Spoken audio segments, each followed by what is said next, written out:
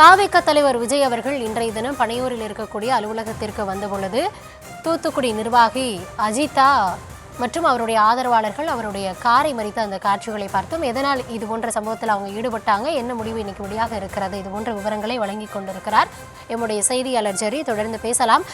ஜெரி, ஏற்கனவே தாவேகாவை பொறுத்த வரைக்கும் அதில் நியமிக்கப்படக்கூடியவர்கள் இல்லை அந்த நியமனம் தொடர்பாகவே பல்வேறு சர்ச்சைகள் அவ்வப்போது எழுந்துட்டே இருக்கு. இன்றைக்கு அவங்க களத்துக்கே வந்து இது போன்ற செயல்கள் எல்லாம் ஈடுபடுறாங்க. ஏன்னா ஏற்கனவே அஜிதா கிட்ட கட்சி நிர்வாகிகள் பேசினதாகவும் சொல்லப்பட்டுச்சு. ஆனால் என்ன கள நிலவரமாக இருக்கு ஜெரி? வணக்கம். இதற்கு முன்னதாகவே நடந்த ஆலோசனை கூட்டம் ஒன்று, மாவட்ட செயலாளர்கள் மற்றும் மாநில நிர்வாகிகள் ஆலோசனை கூட்டம் ஒன்று நடைபெற்றது. அந்த கூட்டத்திலேயே தமிழக வெற்றி கழகத்தினுடைய மாவட்ட நிர்வாகிகள் மற்றும் மாவட்ட செயலாளர்கள் மாற்று கட்சியில் இருக்கக்கூடிய நபர்களுடன் தொடர்பில் இருக்கிறார்கள் என்ற ஒரு குற்றச்சாட்டு எழுந்திருந்தது. அதன் தொடர்ச்சியாகத்தான் தூத்துக்குடியில அஜிதா என்பவர் 2 ஆண்டுகளாகவே அவர் தமிழக வெற்றி கழகத்தினுடைய மாவட்ட பொறுப்பாளராக இருந்து வருகிறார்.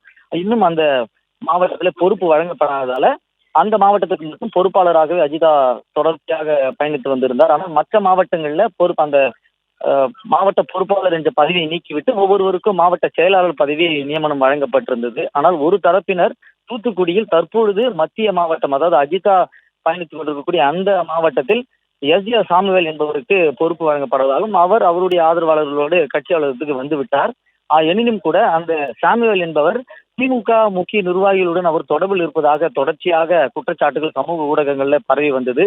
அஜிதா என்பவருடைய ஆதரவாளர்கள் அவர் சாமுவேல் என்பவர் திமுகவுடன் தொடர்பில் இருக்கிறார், அவருக்கு பொறுப்பு வழங்குகிறீர்கள், ஆனால் நாங்கள் 2 ஆண்டுகளாக எந்த எதிர்பார்ப்பும் இல்லாமல் பணியாற்றி வருகிறோம், எங்களுக்கு எந்த பொறுப்பும் வழங்கவில்லை என்று ஆதங்கத்தோடு கட்சி அலுவலகத்திற்கு வந்திருந்தார்கள்.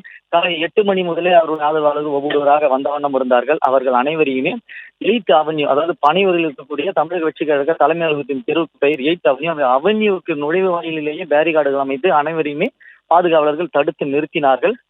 இந்த சூழலில் தான் தொண்டர் அணியினுடைய ஒருங்கிணைப்பாளர் சஃபியுல்லா என்பவர் பேச்சுவார்த்தை நடத்தி வந்தார். அதாவது இங்கு எந்த விதமான பிரச்சனையும் ஈடுபட வேண்டாம், நீங்கள் கலைந்து செல்லுங்கள், உங்களுக்கு என்ன பொறுப்பு வேண்டுமோ அது அனைத்துமே தலைமை கழக நிர்வாகிகளுடன் பேச்சுவார்த்தையில் ஈடுபட்டு உங்களை அழைக்கிறோம், பின்னர் ஆதரவாளர்களோடு வராமல் நீங்கள் தனியாக வந்து கலந்துரையாடுங்கள், உங்களுக்கு தேவையான பொறுப்பை வழங்குவோம் என்று உறுதியளித்து விட்டு சென்றிருந்தார்.